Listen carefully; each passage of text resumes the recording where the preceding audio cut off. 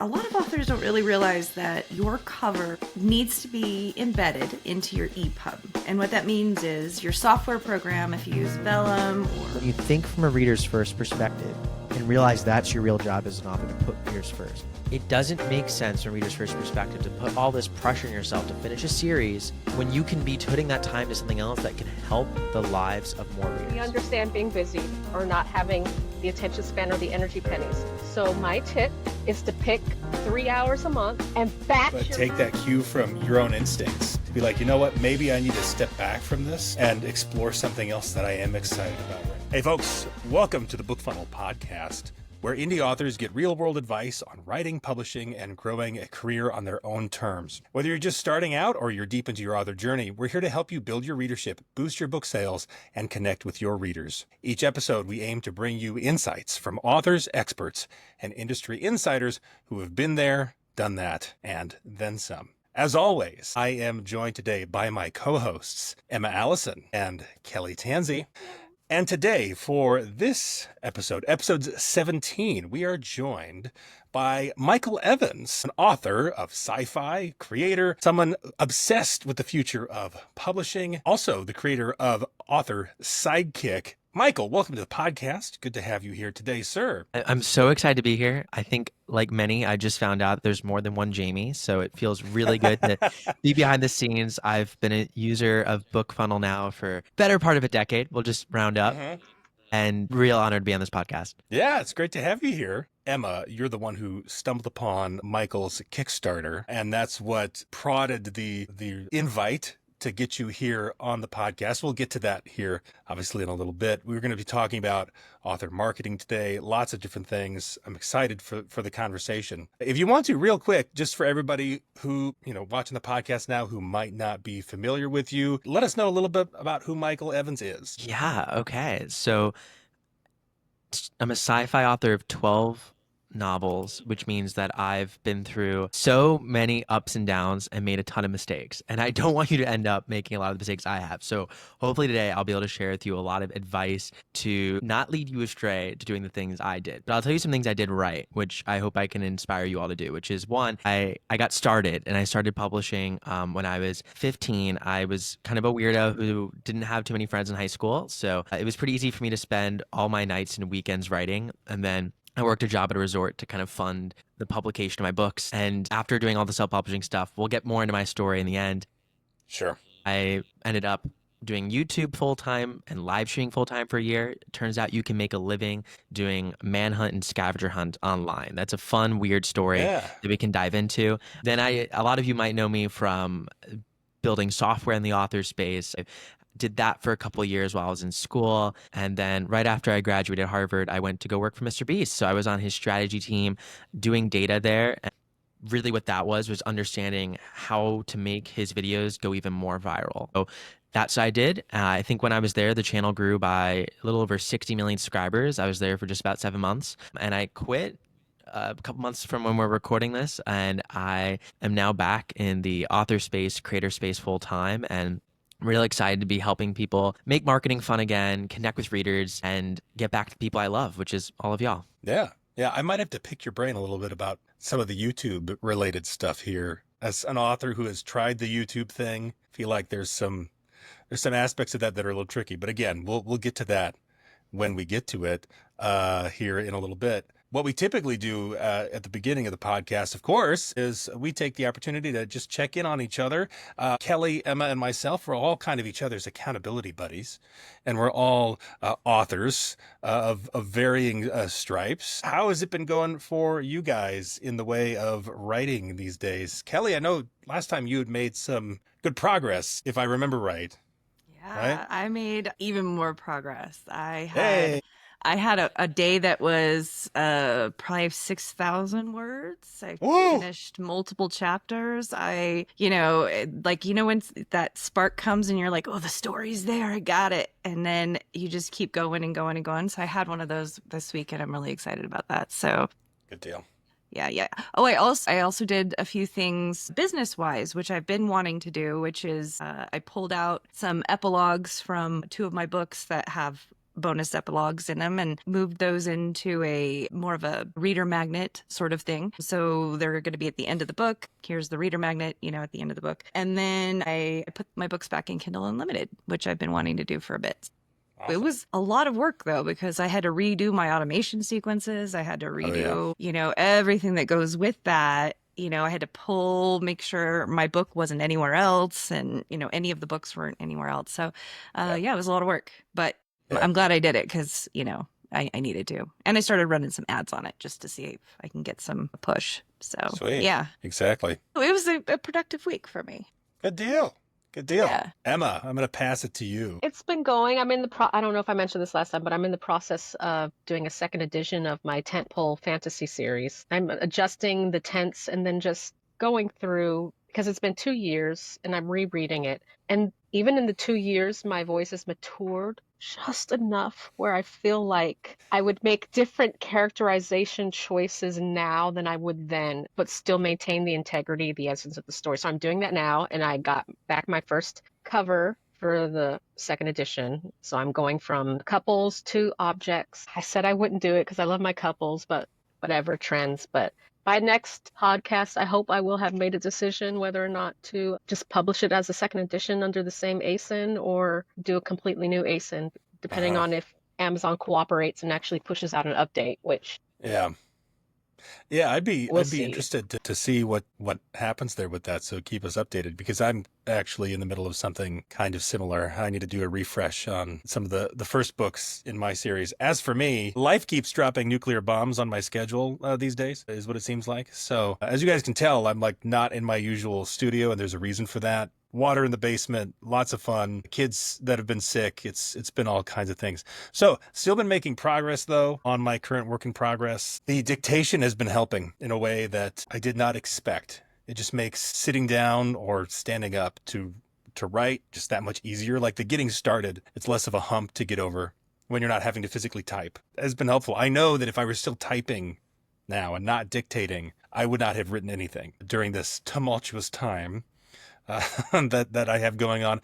Hopefully next week is a lot more calm, right? Like after tomorrow, I think tomorrow, I know my son has a band concert. I have an appointment. He has an appointment. My kid went to the doctor yesterday, my other kid. So it's been, a little hairy, but you gotta sometimes give yourself some grace. But Michael, what about you? What have you been doing these days in terms of publishing? And I know you said you're kind of returning back to kind of the author space here. What's your do you have a current work in progress that you can tease or anything? Yeah, well, I think not too dissimilar from you, Jack. I had a life bomb this week.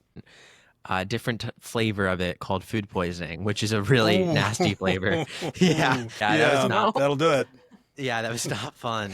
So that knocked me off a bit. But the good news is I'm feeling pretty much back to 100% now. And I was able to get 2 chapters done of my soon to be released, can't tell you how soon, nonfiction book called Readers First, which is all about selling your book, then writing it, which is maybe a little bit of a radical premise, but it's exactly what I believe could help a lot of authors. So I'm 2 chapters in now.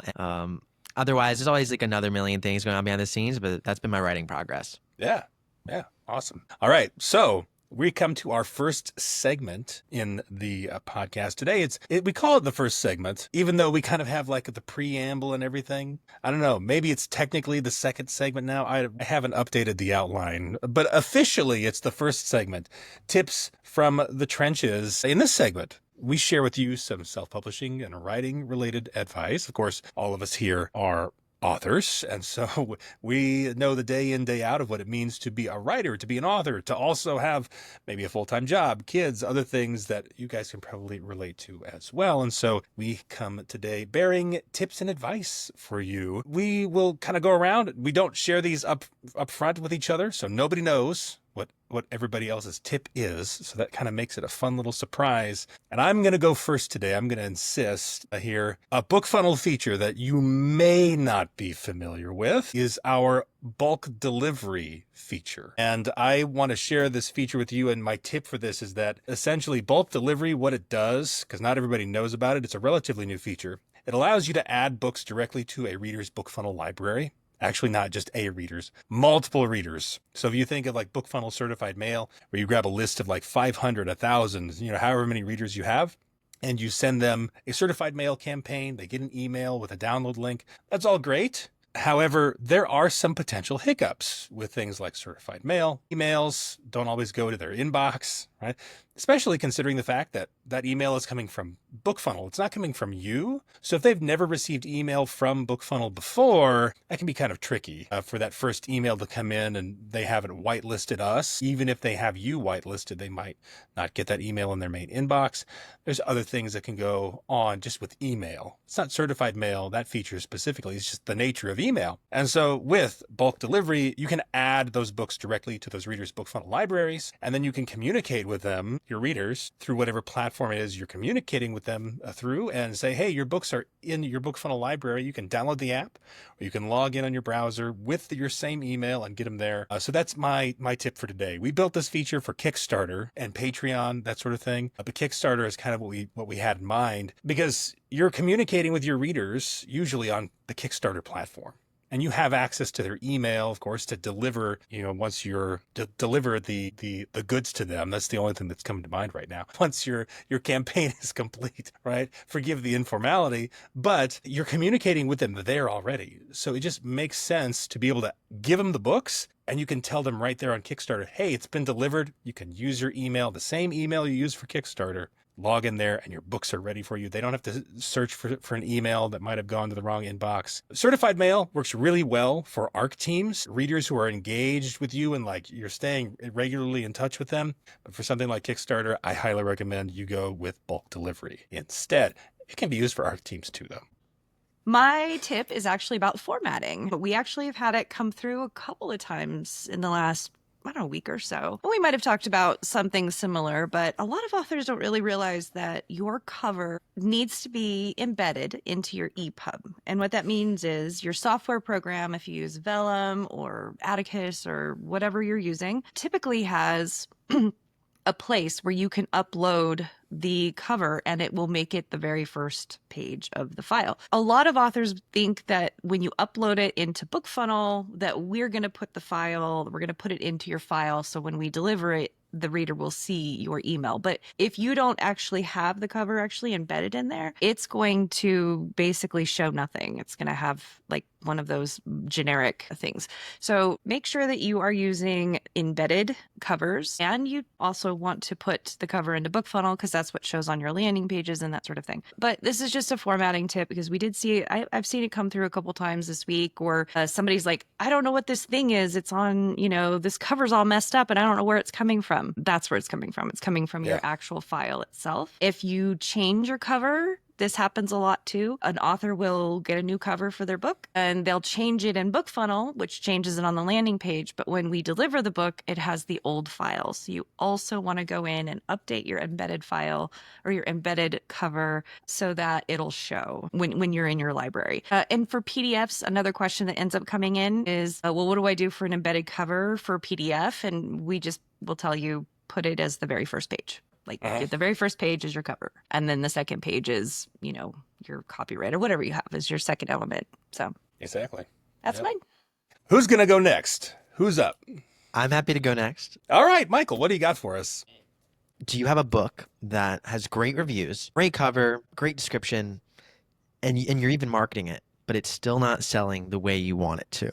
There's a surprising amount of folks who are in this camp. And sometimes the instinct is that you're just not marketing your book well enough. But what if you're not framing your book to the right readers? So I was recently chatting with an author, and what we found was that she had artificially packaged her book into a genre that she thought was best for her story. And when readers read her story, they really liked it. But the truth is that she was maybe a 75% fit for that genre, right? So her cover matched that genre. Her description matched it mostly. But then when readers would start reading the book, some readers would just put it down early on because it didn't meet their expectations of that genre. Didn't mean it was a bad book. They didn't one-star it. And when readers got to the end, they ended up really liking it. But she didn't end up getting readers voraciously devouring it in this subgenre. So her marketing wasn't going the way she planned. So in that situation, what do you do? And you might think, okay, well then I'll go to another existing genre. But if you're like this author, and I've been in these shoes as well, you might be like, my book doesn't necessarily fit into one genre very cleanly. And if I was to do that, I'd be kind of lying about what the book's about. So you could just shift the book to that genre and change the contents and change the book itself. But that's pretty radical. And that also is changing the story you wrote. And maybe that's not something you want to do. So instead, you can invent a new genre, which this seems like a wild idea. But genres are all just 2 words, 3 words sometimes. I've never seen more than 3 words, I don't think. Someone in the comments share a genre that has 4 words. That would be wonderful. Yeah, They will. please do. Please do. That I need to learn. We all need to learn. But you can put these words together. And for this author's sake, I'm not going to share the genre that she ended up inventing because it's brilliant and she's about to release and repackage her book under this genre. But what's beautiful is it's not something completely brand new. Like if I was to tell you this, you'd be like, oh, this makes sense. Like I've never heard of a book like this, but I kind of know what this already is about. Your expectations are immediately reframed. You come into the book in a different way. And it's still that same great story, but you're bringing in a slightly different reader with a slightly different expectation. And as a result, can see a lot more readers. And every genre that exists today ultimately was born of a similar problem. There's certain readers who genuinely really like this type of story, but it doesn't match the existing stories out there. So instead of forcing your story and your marketing into, a kind of a square hole into like a round peg or something, you can instead invent a new one. That's my tip for the day. Yeah, no, that's a lot of people I think would maybe scoff initially, but if you think about it, every genre that's out there was created by someone. And whether or not it picks up, who knows? You don't always have control over that, but that's a good way to look at it. And I like the reframing aspect of it too, to say, it sets those expectations when they're going into the book. And I think that sometimes can make or break the experience. It's like if somebody tells you when you go to see a movie, right? If you ask the wrong person, like, okay, I'm going to go see this movie, but I'm going to ask my friend who like really loves movies, right? I'll ask them like, what's your opinion of this movie before I go see it? Versus you ask somebody else, right? Like maybe somebody who's like, what do they call them? A videophile. What are they? I don't even know what the term is. Cinephile. Cinephile. That's what. Yeah. No, yes. Like they just love cinema. You ask them about the latest Avengers movie, and they're going to tell you, it's nonsense, right? But what if you're a fan of the Avengers? What if you're a fan of those type of movies? You want to ask somebody who's a fan of that. You're going to get something completely different, and you're going to go into the movie and you're going to maybe start noticing all the things that cinephile friend of yours pointed out, all those little criticisms that you wouldn't have otherwise if you asked your friend who was a fan of the Avengers, right? Just as an example. So I think that matters. Oh, it totally does. And there's another interesting kind of point to this, which my brain's broken, and whenever I think about something, I'm thinking about like data and all the other things behind it. But YouTube rolled out A/B thumbnail testing. Right. When I was at Beast, this was obviously something we used incessantly. You can even see like there's this software called ViewStats. It's free. The Beast team created it, so you can use it completely free. And you can actually see thumbnail swaps that creators do and the performance before and after. Really cool stuff. But here's the thing. When you run a thumbnail A/B test on YouTube, you would think at the surface that you're optimizing for click-through rate, right? This thumbnail is interesting to more people, but that's not what it optimizes for. It optimizes for retention or watch time, right? So which thumbnail's leading to the highest engagement, not the highest click-through rate. And the one that leads to the highest engagement is what wins and what YouTube automatically makes the thumbnail. So like to take that psychology over to books, what we oftentimes do is optimize for the CTR. We optimize for the conversion, the sales ranking, right? But that's actually a long-term mistake. In the short run, it's a sugar high, and we'll see the ranking go higher. But in the long run, you're not going to have the same type of engagement because your packaging isn't aligned with that. And then your sales will suffer in the long run. Your marketing will be less profitable, and you will have less readers. Right. You want to optimize for read-through is what you would want to optimize for. Yes, exactly. In that case, to kind of use the YouTube to compare that aspect of it, because YouTube is looking for watch time. right? How long are you spending watching the video? They want you to stick around. Well, as an author, you want that read through. You want them to read your book like all the way through in one night and then get the next one and do the same thing, right? Or consume your series in that way. And that's what you'd want to optimize for. I think you're right. Some people look at that initial sugar high of like, ooh, my click-through rate went up. Or just, especially if you're running ads, you can see all of those data points. And it really sometimes takes a while to really suss out whether or not an ad campaign is successful in terms of read through. Yes. And that's what ultimately, clicks are great, but people got to read the book. Yeah, I mean, you do need clicks to a certain degree. It's that sort of balancing act, but you almost want to math it out, right? Like if you're only getting you 5 times more clicks, but a 10 times lower read through rate, that's a very dramatic example, but that's probably not great. Right. Well, and what if you're getting 5 times more clicks from the wrong type of person? The reason why you're getting the 5x on clicks is because you repackaged it in a certain way that's attracting a different crowd that might just be larger, but they're not your crowd, right? Yep. Bingo, Jack. So there you go. Emma, what do you got? Forget my tip. Michael threw down the gauntlet. I'm going to answer. So Jack and Kelli know I've gone through this metamorphosis where I thought I was a steamy fantasy romance author for years, or steamy paranormal to steamy fantasy romance. I knew this was going to come up. I realized the last couple of weeks I needed to reframe. And thank you for that word. I am a epic fantasy romantic women's fiction author, which is completely different from steamy fantasy romance. Completely different. But I'm not sure what order those words should come in. But I think you also got a 4 genre word. So now the comment is going to have to do a 5 word genre. We're going to up the stakes for the comment. Right. No, I think it's something I guess I did have a tip, but I was not interested in my tip after he said reframe. I'm like, yes. Okay. Well, but to wrap that up, this is something that I think you knew for a long time, and maybe like you couldn't quite put your finger on it, what the issue was, and just maybe it's some of the guests we've had on or whatnot, but yeah, it's been fun to see you go through this evolution as well. So for my part, anyway, your tip, Emma, go ahead. I'll quit being sappy here. Well, no, we could be sappy, group hug. But my tip is really a shameless plug for the upcoming webinar. Okay, so if you're coming to me and you're like, Emma, Jamie, I don't have time to make content I need for my newsletter to keep it engaged. I'm super busy. Do I even need a newsletter? Yes, you need a newsletter. And you need to keep them engaged. It's a long game. You have to have it. But we understand being busy or not having the attention span or the energy pennies. So my tip is to pick 3 hours a month, get your favorite beverage. Mine happens to be clear like water, but it does not taste or rhyme like water. And take 3 hours and batch your content. Now, efficiency is going to be predicated on the fact that you have some infrastructure set up first. So you want templates set up. I like to use checklists. So have a plan going in and then get all that done in 3 hours. You can do about 3 months worth of newsletter marketing in 3 hours if you have some solid infrastructure set up. And in my upcoming webinar, it'll be here in May, I am going to fall on my sword and put on the timer and show you how to either do this epically or fail gloriously at this in 30 minutes. So yeah, no, it's going to be May 7th, folks, for those of you who want to know. I'll make sure we there should be a link in the comments to the Calendly. BookFunnel Live is when we do our webinars, first Wednesday of each month, for the most part. Few exceptions. There will be here in the summer, but Emma is going to be hosting that one. It's going to be interesting. I will be in the webinar as well, watching, I guess watching you crash and burn or watch you, right? It'll be interesting.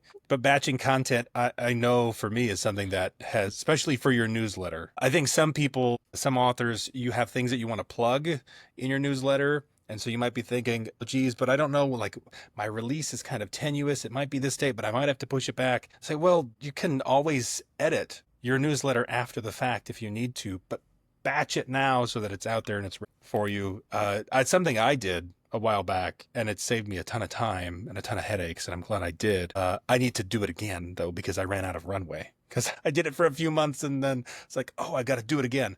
But I might honestly sit down and do it like a full 12 hours and do it for the whole year, just so that it was like done. Yeah, I'm going to up the ante here on you, Emma. We might have to do a marathon, a challenge or something. Exactly. No, I'm not. I will not steal your thunder.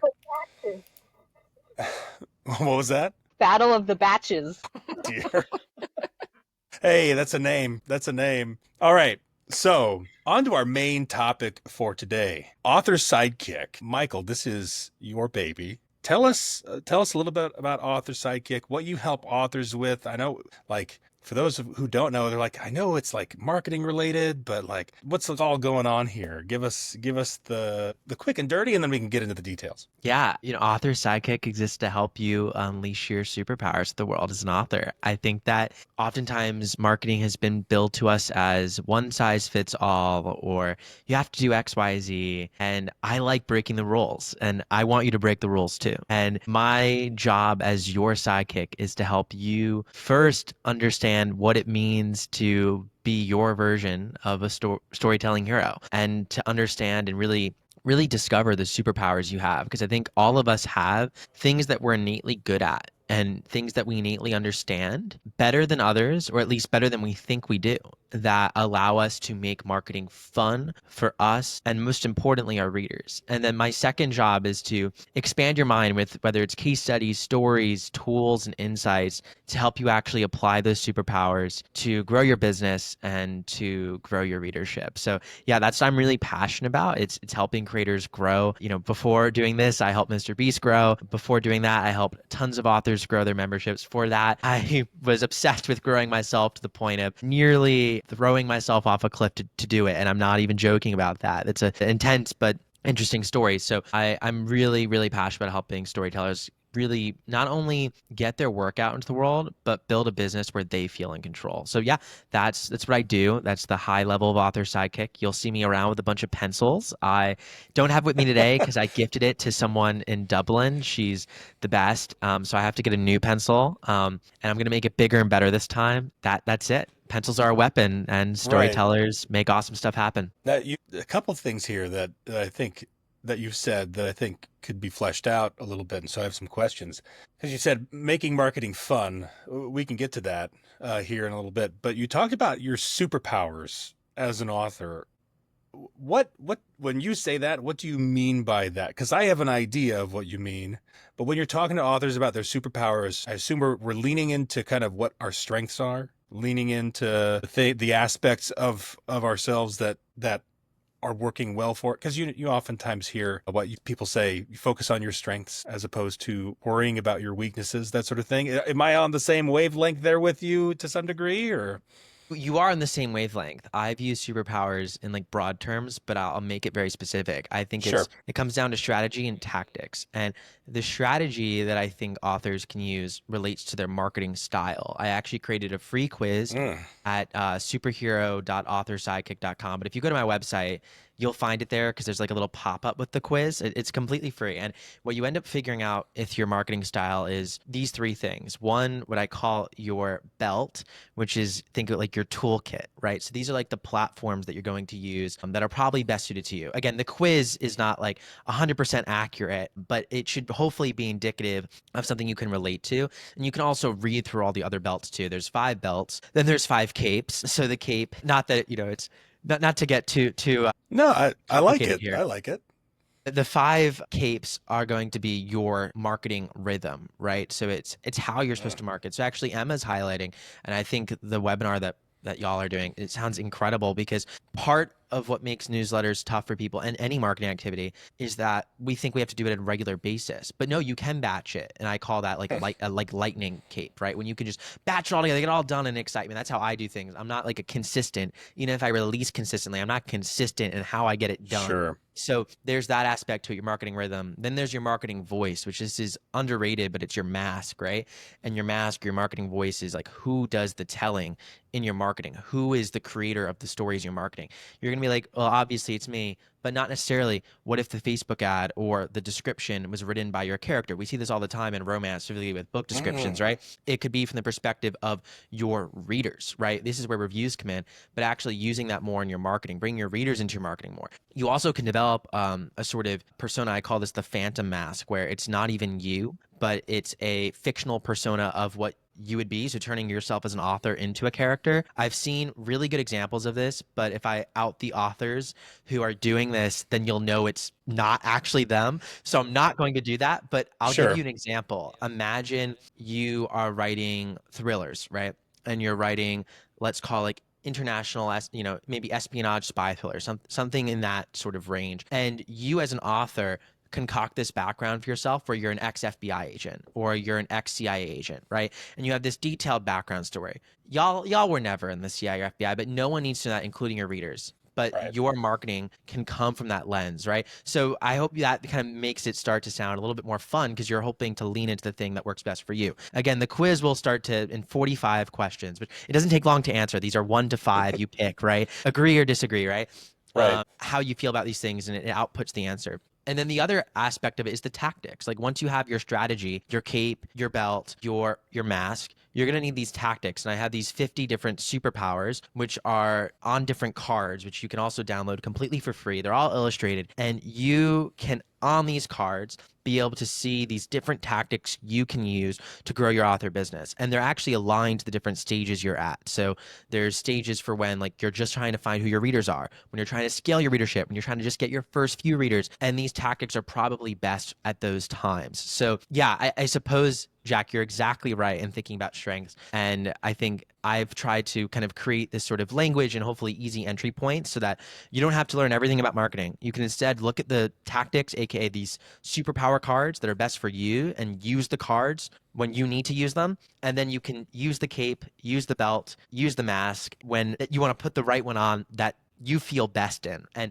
you could wear multiple ones, like we all wear different clothes in a day, but we all probably have a style that we adopt most of the time. And that's what that's about. So yeah, essentially making marketing fun again from the author angle. The reader angle is a totally different conversation, but from the author angle is how do we take this complicated world, make it simple, play to your strengths. And I think that all goes back to your marketing style and then the specific tactics or these superpower cards that you use. Right. I actually like the language that you're using around that. I think number one, it's really creative, which makes it easier to like remember how you're organizing these things. But they kind of now each have their own like little compartment. And so, like, okay, well, yes, your platform matters. Like just starting with that one, I think a lot of authors assume, okay, newsletter, I need that one. And then social media is usually like, oh, well, I don't like social media, so I'm just going to ignore it, which is fine, I suppose, for some. And maybe that's just you avoid it because you don't like it. Yeah. And maybe it is not your strength and that's fine. Or maybe there's maybe just that you haven't thought of how you could use social media on that topic of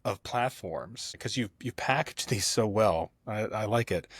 What platforms do you see authors, I guess, maybe not considering or kind of ignoring that maybe they shouldn't be? Right. Again, obviously understanding that not every author is necessarily going to have the strengths that align with different platforms. So if we're talking about social media, we've got YouTube, which is very visual, video centric, versus other platforms that are more text based, that sort of thing. But just in your view, what are platforms that authors are kind of like disregarding as like, that's kind of, that would never work or what have you, that they should give a second look at? Yeah, love it. So I'll share with you first how I approach it, because I think this is constantly changing. And one of the games of like, being a adept, like authorpreneur, right? And I guess like an emphasis in the second part of that word is trying to spot the new opportunities. And how I like to approach this is thinking about, from at least a marketing angle, where is their underutilized attention? So what I mean by that is, where is their attention that either one of three things are true? And if all three things are true, you've like found a jackpot, right? One, it's cheap. You can actually get it and pay for it. Or if you can't pay for it, you can access it organically, and it's not very competitive, where again, it's cheap to access. I'll give you examples in a bunch of different areas in that, but that's, I'm thinking about like, where's attention cheap, okay? And a classic example that we all know about but isn't cheap anymore is like Facebook ads in 2015. Like, okay, cool, right? So that's what cheap attention looks like. Then the other aspect of attention is it might not be cheap, but it has very little competition for SKUs like yours. When I use the word SKU, I'm thinking about retail, right? But SKU is basically just exactly what goes on a shelf. It's a unique product identifier. And when we look at, Amazon ads, I'll use that example. If you're like in a sponsored ad category on Amazon, you are not exactly unique SKU as a book there. You're not catching anyone's eyes by being a book. So that actually makes it a lot harder to stand out. There's also a lot of book SKUs there as well, which is also challenging. So again, I'm not saying Amazon ads are bad, but I wouldn't call Amazon ads underutilized attention from this framework, which makes sense. Like everyone knows about Amazon ads.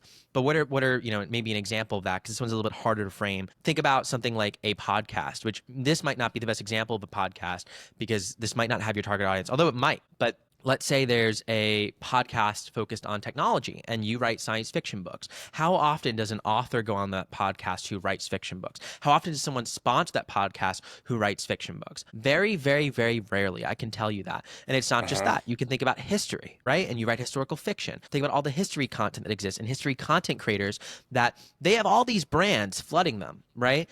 But those brands probably aren't authors. That's a space for you to, again, capture underutilized attention where that creators, they've pitched 10 VPNs to their audience. They've pitched 0 books. You can be the first. So the third area is going to be essentially, I call this social hacking, but it's going to be new trending topics or trending people that there hasn't been enough conversation around that you can tap into. So another example here would be there is this creator, I'm forgetting their name and I wish I remembered it, but you can look it up. They created these special leather-bound editions of Brandon Sanderson's books. And they were like epic, incredible books, right? That they created, these special editions, and they gifted it to Brandon Sanderson, which is what an epic video. This video gets millions of views on YouTube, goes viral. Imagine if you wrote books similar to Brandon Sanderson and you had created that as your content. You now reached a lot of his readers and also a lot of people who aren't even his readers but just are aware of him,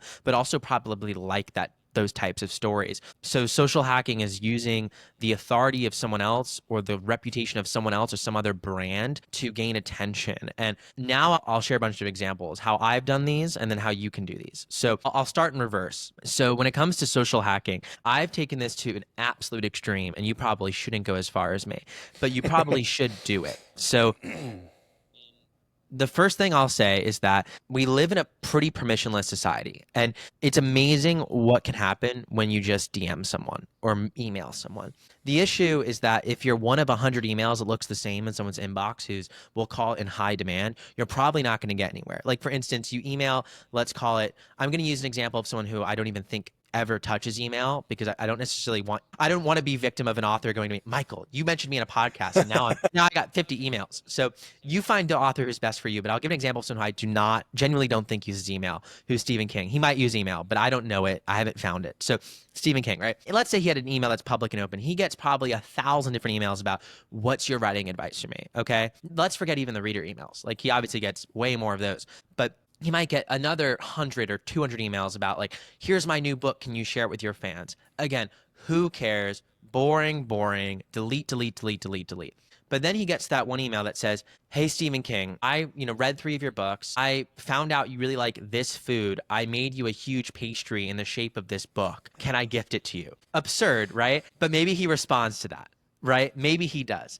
Maybe you get to meet him and create some content out of that. Maybe he decides to retweet it. Maybe he decides now to share your next book. So all of this to say that social hacking, there's an art to it. And not enough people do it because you can do it in every area of life in every single context. So how I did this, probably my first time, because I've done this many times, but my first time was actually finding this YouTuber. His name was Eric. And you can actually look up on YouTube right now. There's this video called Breaking 100 Laws in 24 Hours. These are petty laws, to be clear, okay? Not some like insane criminal. I jumped off of Santa Monica Pier with this YouTuber, Eric, and it got close to 20 million views. So more people know me from that than anything else I've ever done, which is hilarious and kind of sad. But Eric, before I collaborated in that video, we were strangers. So how did I meet him? I saw he was doing a live stream, and he was doing a live stream as he was hitting 1 million subscribers. And at the time, I identified something in him, which is really key, which is the classic slope over intercept. The best people to social hack, or right, to like actually collaborate. Because when I'm using the word social hack, this is like Michael's fancy word for collaborating very strategically, okay? But like very strategically being like unbelievable keywords, because too oftentimes we don't collaborate very strategically at all. And also thinking about collaboration as just a simple swap, I think is, again, boring for readers, never mind for you. I mean, how oftentimes can you do just a simple swap? So when we think about this context and Eric, I have something special about him. 1 million new subscribers is a lot, don't get me wrong, But I knew he was going to be way bigger. And he is. He has 15 million subscribers now. He low-key fell off, but his editor now is like the main editor for Mr. Beast. So I knew he had something incredibly special, and he did. And it happened to be, his business partner and him. But regardless of what it was, I wanted to be part of it. So I saw where he was going and knew that it would be infinitely easier to break into 1 million subscribers versus 10 million subscribers. And I knew this was my chance while he was on this island. But the problem was I didn't know where this island was. So I was seeing in the live stream, he wasn't trying to be public about where this island was. I was studying, literally, imagine this, I'm 18 years old, like basically next to broke. I'm home for my first semester of college, and I'm like absolutely manic, just up at 3 a.m., texting my best friend going, we're going to this freaking island, man. We're going to find it. And I see the skyline, right? I see the skyline behind it, and I go, okay, he's near like a development, like a city. Okay. Then I'm listening to these live streams. I'm hearing the accents. There's some random people coming on this island. And I'm going, he's in the South. I know the South. And I don't think it's Louisiana. I think it's Florida. And then I'm like, it has to be near Palm Beach. So then I find this exact island, Little Munyon Island. And I go, it has to be there, dude. We're going to bet on it. And he books a flight. I drive a car down the day after Christmas. I wake up at 2 a.m., literally the day after Christmas. And we're going because we have to get there before he gets 1 million subscribers and leaves the island. We go and kayak in an inflatable raft. My friend does not know how to swim. This whole video is on YouTube, by the way. And my friend does not know how to swim. And we get there and we show up in suits, top up, because the bottom was bathing suits. And we show up with a cake to celebrate for him and our resumes that we wanted an internship. Wild, gave him great content. And it ended up working out. His manager is also the manager of Yes Theory. I was able to ideate videos with him behind the scenes and get a lot of good practice in like creating viral concepts. So virality is something I'm very, very interested in. And specifically social hacking is a route to virality, something I see like just absolutely no authors do, but it's been done across social media, like time and time again, the creators doing this. So that's my detailed story. Other times I've done this are I gave the Sway Boys a keg. If you don't know Bryce Hall, he's a weird guy, interesting, famous on social media. Love you, Bryce Hall, I suppose. We showed up to their house with a keg, and I was not old enough to buy one. So that was a very interesting time. Went to the back of Joe Rogan's house to give him a piece of chocolate rolled up like a blunt. There was nothing illegal in it, but it was rolled up like a blunt. And we kayaked also to the back of his house. That was a disaster of a story, but it was interesting. I think this all ended in me getting the executive assistant of Elon Musk's phone number after making a special boring company-shaped pizza box for her. And that was a wild experience. So all of this to say that like I was just a kid, had no real connections, had no idea who any of these people were, and quote unquote social hacked my way into these circles that like I was literally just creating like crazy reality TV show content from, and with no other purpose, right? But you could have imagined how I could have done this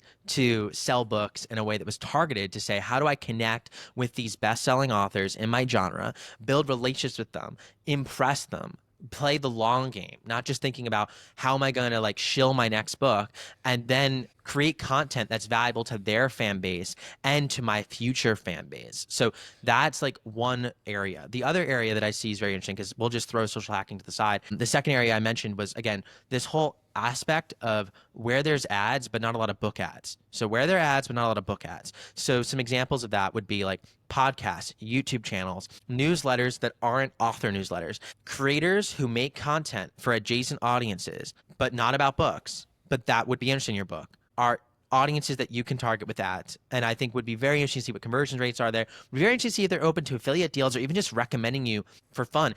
Book Talk is flooded with books, right? Every book talker gets recommended 100 bazillion books. What if you go to someone who isn't recommended 100 bazillion books, but has an audience who also probably does read? Maybe not as much.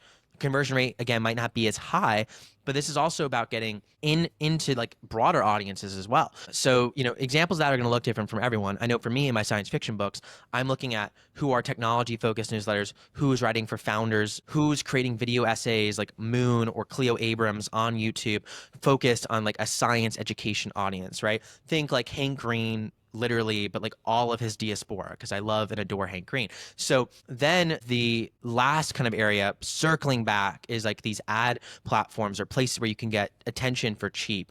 And I think right now I'm most interested in Reddit. Reddit is an ad platform. They're investing a lot in it, and you're able to get leads cheaper there than a lot of other places. I'm interested in Pinterest. Pinterest is also cheaper than a lot of ad platforms. Authors have tended to do well there.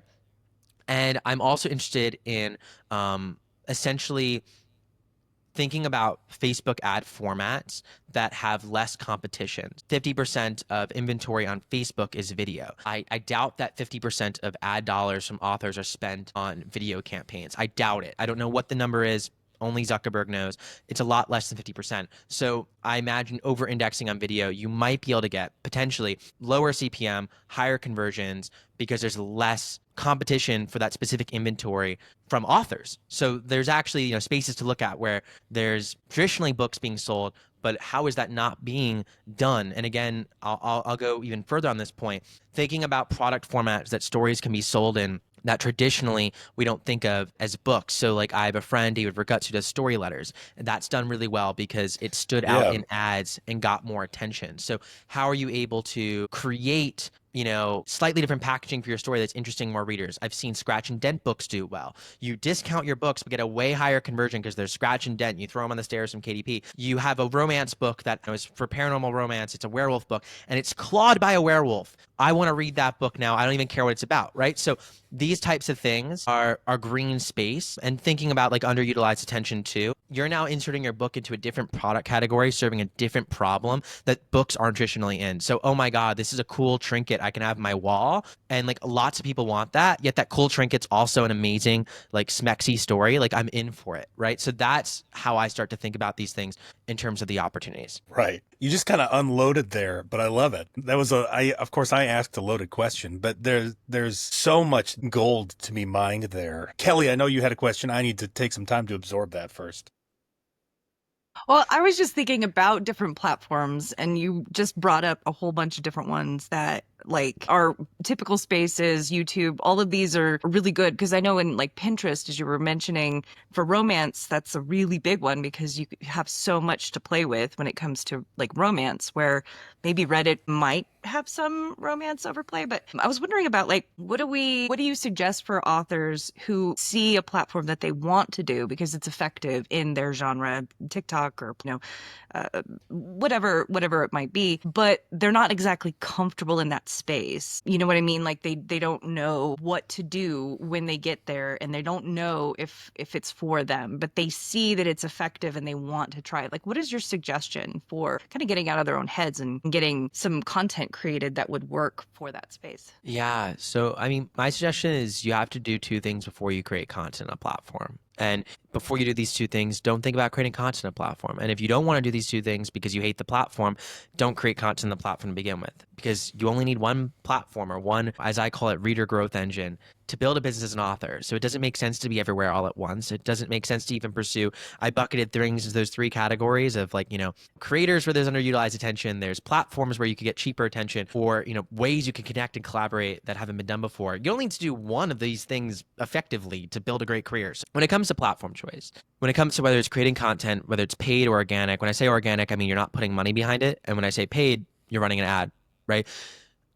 When I think about that, I go, okay, the most important thing when you jump into a platform is to be a creature of the platform, right? So if I'm on Reddit, I want to understand the unique advertising culture on Reddit, which if you're not aware of is unique. You tend to advertise on Reddit differently than other platforms. I'm not saying the same copying an image can't work, but there's a chance it doesn't. And there's a chance it doesn't because Reddit's unique. And they actually have a history of not liking ads, although Reddit's now building much better ad products and their audience is getting more used to it. But this doesn't mean that it's one-to-one copy. Likewise, on Reddit too, there's different targeting. And I'm just using Reddit as like a contextual example here. There's, tons of different subreddits that you can target. And a lot of them are very different than the audience and interest groups that you target on Facebook. Even honestly, Facebook now, a lot of it's going to be the AI-driven targeting with Advantage Plus, right? Where you might not even be entering in any targeting. You're copying your landing page, doing the work for you. So you want to understand the culture. What I would say is be a creature of the platform before you dive into it. So you don't want to necessarily pain yourself by spending time somewhere that you hate or that you don't feel comfortable in or that you can't find your people in. I think these are great indications that you should leave and go somewhere else. So that's the first thing. The second thing is that if you're creating organic content on the platform, you need to be able to understand what are other creators who are reaching audiences that you'd also like to reach, and what content are they creating that's working? And you can create a simple spreadsheet, or Google Sheet, right? Here are 10 people I found who they're creating content that's, if I was able to just steal their audience, they'd buy my books, right? and these are the videos that are working, or these are the Facebook posts that are working, or these are the Instagram carousels that are working, or, insert platform name. Now, when it comes to the ads, I give similar advice. If you're running ads on Facebook, you can literally see in the Facebook ad library who's running ads. So you should be able to and should want to see what authors are similar to you or businesses that are similar to you, or you could think broader, and that's a healthy thing to do.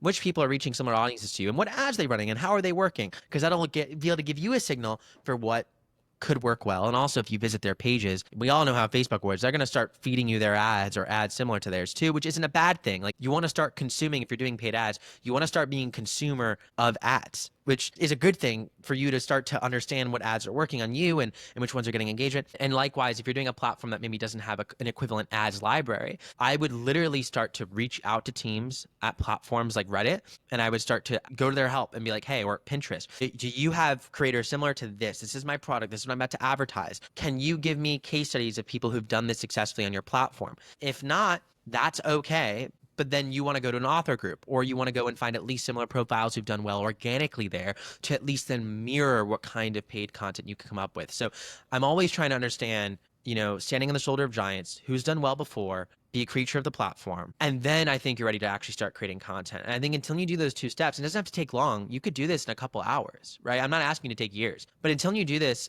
I think you can be stabbing in the dark. And I think that's a very tough place to be in.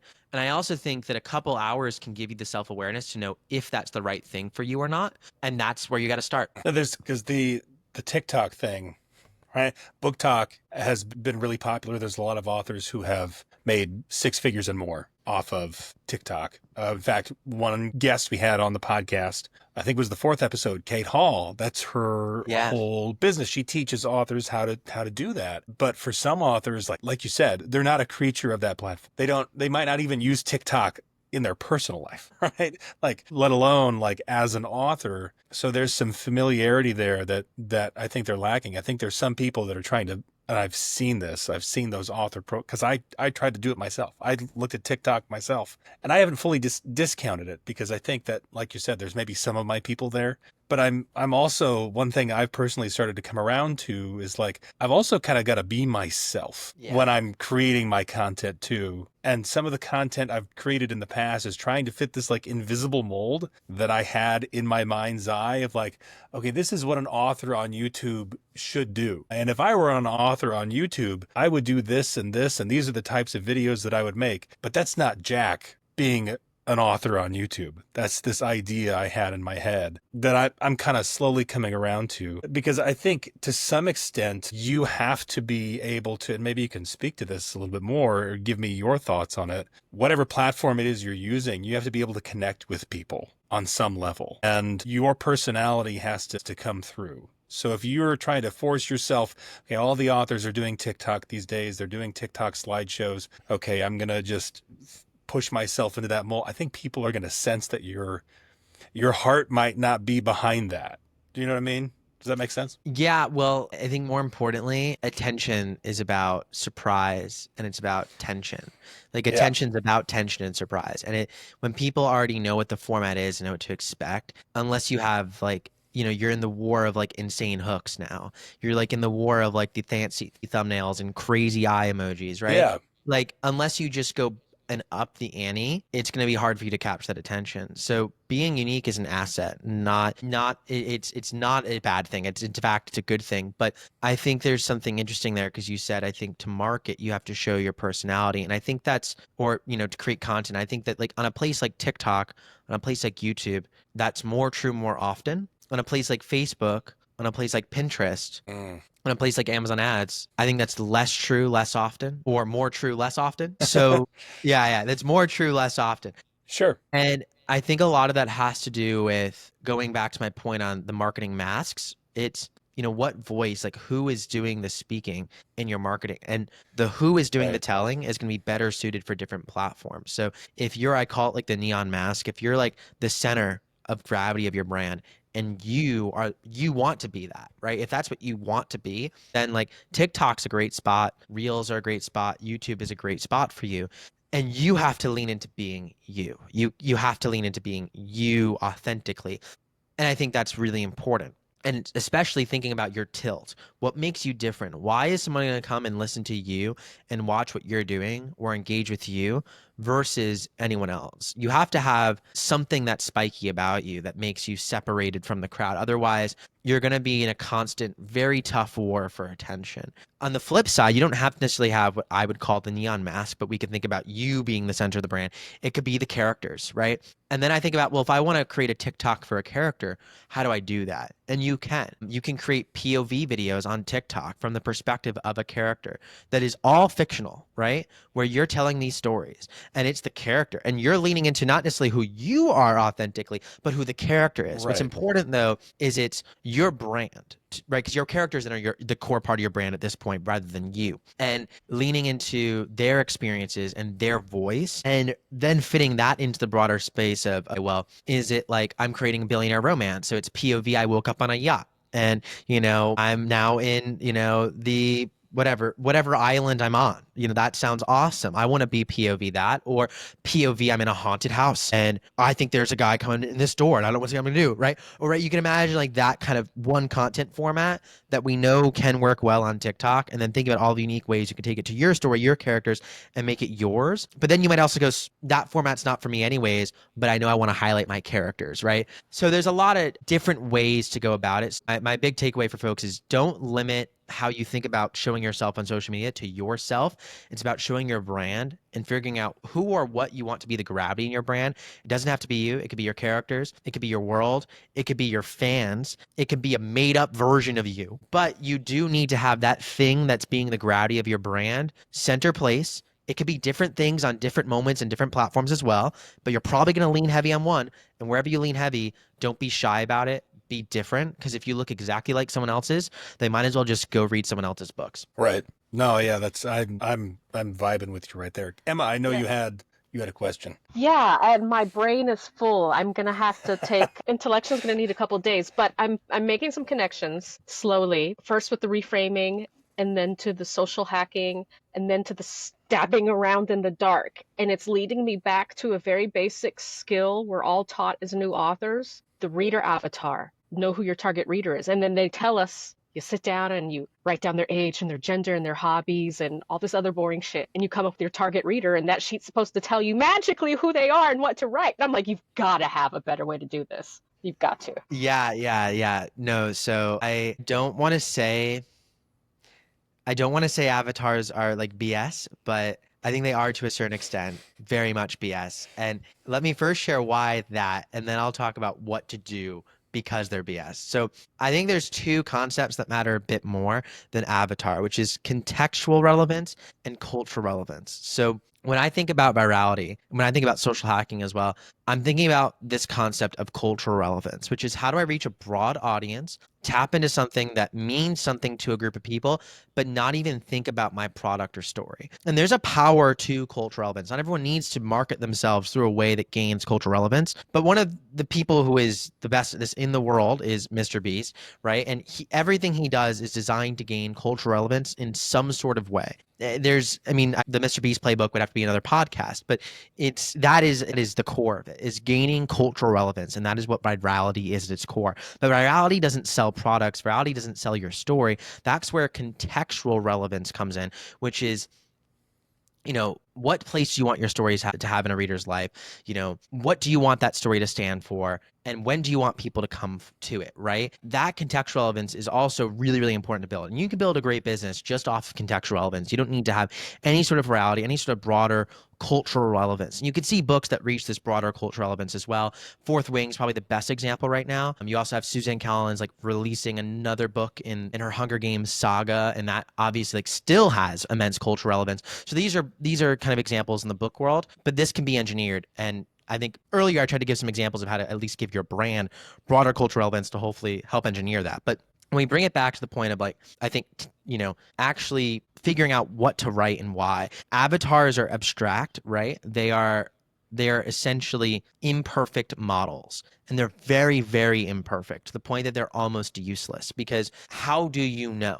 You don't. And what is telling you that? Almost nothing. So you are going purely based off of your instincts, with probably very little data to back up what this avatar is.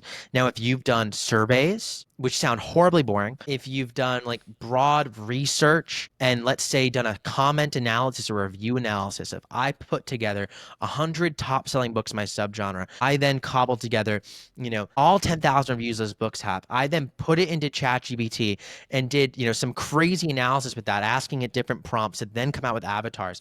You now at least have a basis for that, right? Where you had at least some sort of foundation for that. But if you're going off your instinct's probably going to be wrong. And I also think this other data I'm pointing to isn't all that useful, because what matters is, did someone buy your book? And do they want to buy more books from you? So what we're really trying to figure out is, how do we design and engineer a story that accomplishes that? I don't care who the reader is. They could be, they could be a 25-year-old person who is reading their first book in years because, their love for storytelling was drained after all the high school, English lit books they had to do analysis on. Or it could be, empty nester who reads 300 books a year, and you're their 200th book in the subgenre that they've read this year, and they're super pumped to dive into your story, right? Those are very different avatars. Same book, same story, same impact. That's what's beautiful about storytelling, is that it can cross barriers like race. It can cross barriers like religion. It can cross barriers like, nation and age. Now, I'm not saying that it isn't beautiful to make certain groups of people seen in your stories. That's incredible. That we need more of.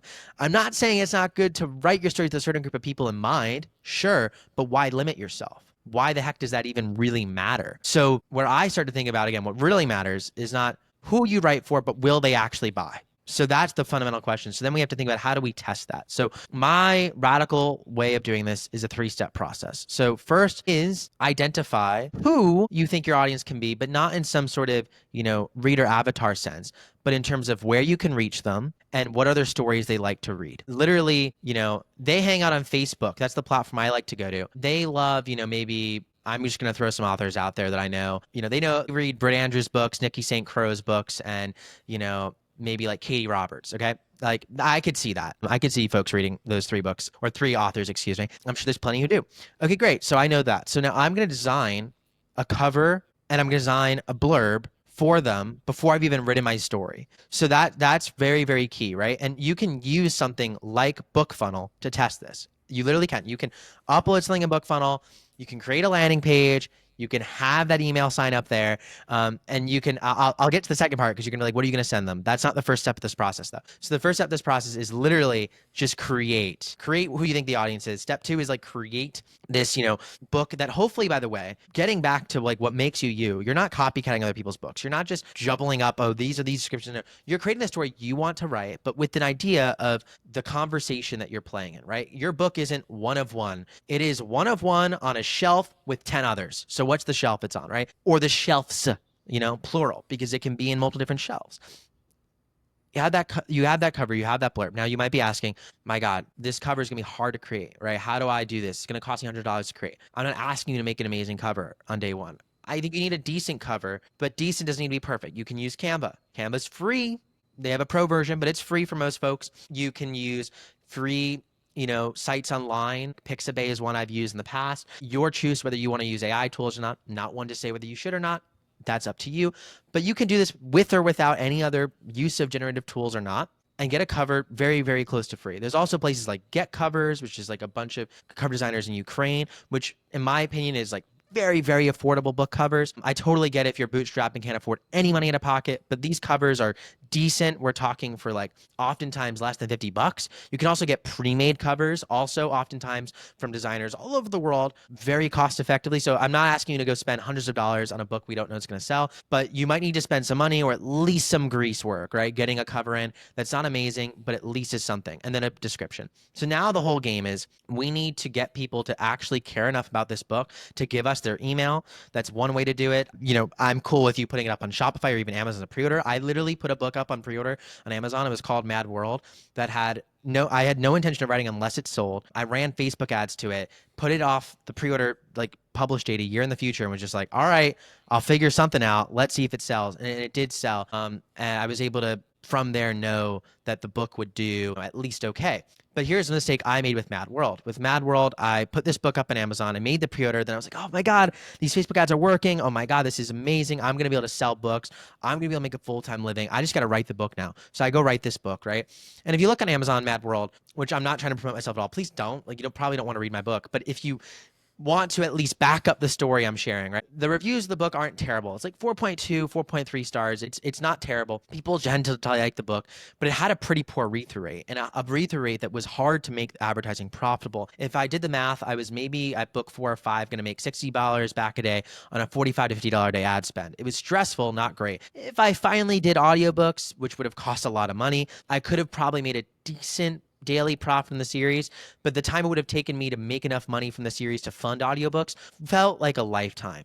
And it was a problem in my read-through rate. So what I made the mistake was writing a full book, doing my little beta read thing, and then just releasing it and then hoping well. And then realizing, wow, after this full book, after a month of time, which might not be that long, but that's how long I was writing a book at the time. And then, a decent bit of money in editing, an amount that's not nothing, you're now out. This was not the right book. You should not have written this book, even though the packaging worked. So what I would then do to reverse engineer that is think about the retention point. What part of the story do readers mostly not stop reading after, right? Usually, in Beast videos, we found that it was around like minute 3. No matter how long that video is, most people stayed. And a story, I'm trying to build software myself that tries to measure this engagement with what I learned at Beast. But let's say it's around chapter 3 to 5 on average, 30 to 50 pages in, probably what it is. I'm not sure because there's not enough data on that, but we know there's a point where you're caught up in the book and you have to keep reading. Only write to that point and test if readers will keep reading. Test if they will then go to the next BookFunnel page or however you're running this text, where now they want to sign up again to get the next 10 chapters, the next 20 chapters. That's how you know you have a story people actually care about, and now you can pump money into marketing and also pump time and money into finishing producing. So essentially thinking about your story as a pilot. How do you create a pilot story, just like they do in movies, just like they do in television, and designing everything around that experiment. The 3 bottlenecks that matter most. Can you reach an audience? And you're trying to ultimately reverse engineer how other authors have marketed so that there's at least a viable audience to reach. How can you create something that's unique and stands out to them that they actually want, which is the cover and description test? And then step 3, do they want your story badly enough to keep reading it and engage with more of it, which is this retention point test? That's how I would think about Avatar in a more actionable way, because Avatar is useless, but these 3 data points are extremely valuable because by the time you complete this, you know who your readers are, not who they actually are, not their gender or age, not necessarily, because I don't necessarily think that's the most important thing, but you know what they care about, you know what story they're invested in, and now you can finish it and write more of it. And that's how you're going to make a living as an author, not, brand avatars. So that's what I call readers first. And that would be my answer to your question. Always succinct, I know. It's my Okay. There's just so much there that, wow. Okay. And I'm going to legit listen to this podcast 2 or 3 times. 2 questions. One on the marketing side, and I'm not nearly as smart as you, so forgive me for dumbing this all way down. No. That's not at all. So from the marketing perspective, I'll ask both of them. The marketing perspective. So at that first step, are you just throwing? Because there's a debate. Do you niche down or do you go general? Are you throwing as much traffic as possible at that first step? And then from the craft story perspective, if say I've already run all my reviews through ChatGPT and they tell me that my readers really love found family, and I tend to do a lot of found family and family trauma, and I'm intuitively starting to think that my readers come to heal those wounds, family trauma, things like that. Is that what you mean by kind of I'm using my own words, kind of the universal experience rather than niching down to the avatar? Like, who has those wounds? Who's looking for those feels? And it doesn't really matter if it's romance or fantasy, just find those people. Well, it matters the genre in a sense, like, because those are the conventions and the tropes. But I don't think genres correlate to like what we think of from traditional marketing world as avatars. I don't always think those are necessarily helpful, because like what we think of as like a brand avatar for a company, and then how we pause it over to reading is like, does liking a specific kind of story mean that you have our specific type of person? I don't always necessarily think that's true, which is why I don't necessarily think that's always as helpful. Now, when it comes to the first part of your question, which is the traffic part of it, you want to think about the least amount of traffic you can throw at it to actually test if it's viable, because you don't want to throw money or time at it that is more than's needed. If you send 200 clicks to a landing, or let me use a round number, 100 clicks to a landing page to enter their email in to get the first few chapters of a new book, right? That you're coming out with, and only 10 convert and it's free, I'm worried. That's not amazing. That's not incredible. If it's less than 10, you're in bad shape. If it's like 30, 40, like that's better, right? From a free thing to enter in an email, that's pretty darn okay. Yeah, that's good. That's good. I don't want to underscore that. But 10 or less and you're probably in trouble. If it's paid, if you're getting no one to pre-order your book, you spent $50 or you got 100, 200 clicks and no pre-orders. No one wants your book. I mean, like, I'm not, it's mean, but either three things are happening, right? This is where we go back to the test. You're targeting the wrong audience. You're not reaching, so that's an issue. Your messaging in your marketing's wrong. In the actual thing you're using to bring them over to landing page, or the landing page itself, book cover and description are wrong. So you just test these things one at a time. If you're doing more than, let's call it, a handful of dollars, you can quickly go broke. You can quickly go broke either from a time or a money standpoint. And that's what I don't want, because I was in that boat. I was in the boat where I wrote 9 books and thought I had to build the big backlist. I was in the boat where I thought I had to run the Facebook ads and, would just spend all this money and would work out, and eventually the page reads would come and the rankings would go up. And I, spent about $20,000 in my business to make $3,000 back. And I told myself I will never do that again. I also went with the vanity press, at one point, I made an unbelievable amount of mistakes. And I think the biggest thing you can do as an author is stay alive, stay in this. And I obviously come from this almost maniacal mad scientist lens where I'm experiment and be wild and look at the data, right? And that comes from a brevity of experiences, whether it was my time at Mr. Beast or my time beforehand being very experimental and wild. And that vibe might not be for you. But I think what you can take away from this is, one, you do want to be a little bit more experimental. You do want to think about the first principles of what success takes as an author, which are 3 things. You could boil it down. You need to have an audience you can repeatedly bring to your story. You need to have them desire your story and pay for it ideally, whether it's in currency of an email at bare minimum or dollars. And then once they start reading your story, they need to want more of it. That's this whole thing. So you want to just design your whole life around doing those 3 things. And I think so often for me, I spent years of my life writing books 2 through 6 that no one ever cared about. I don't want to be too cruel on myself, but that was wasted time. If I had spent that time perfecting these skills that were top of funnel, where the real bottleneck is in getting readers, I'm not saying the rest of the skills weren't as valuable, but they're probably 10x less valuable. And I spent 10x more time on them. That doesn't make any sense. So I think we can rejigger how we prioritize our time and our efforts as an author. And I think, again, the big thing that you have to remember is that this business doesn't exist. Your career, your dream as an author doesn't exist if you don't stay alive. And I don't mean that literally, although I kind of do. I do want you to stay alive, and that's really important to me, but I'm not a doctor, so I can't help you there. And I'm not even a book doctor, so I can't even claim to be that. But what I can say is this, that if you aren't financially sustainable, right, you're not going to be able to do this. And you need to be financially sustainable perpetually. If you're ever going, I can't keep at the rate I'm doing from a spending basis, stop. You don't need a ton of money to get this thing started and to keep testing. You could do it with almost nothing to nothing. You can literally do it with nothing. So I don't want you spending money you don't have. The second thing is time. If you're putting more time into this, who's saying you have to do this on whose timeline? It's your timeline, right? So operate on your timeline, put in energy into it that's sustainable for you. And the last thing is make it fun for you. This is where a lot of my platform advice comes in, where the cape advice comes in, the mask and the superpowers and all this stuff. But that's all just, trying to be more practical.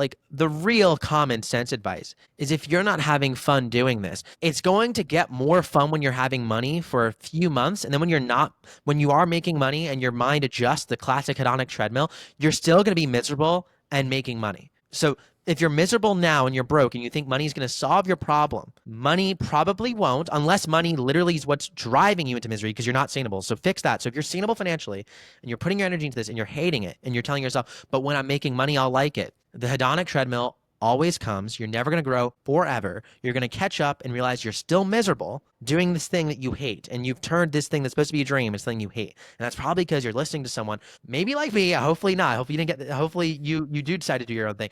But you're listening to someone who's telling you have to do this XYZ way and you have to do this, and you follow that author whose advice you took, or you saw that author go viral on TikTok and you thought you'd do the exact same thing.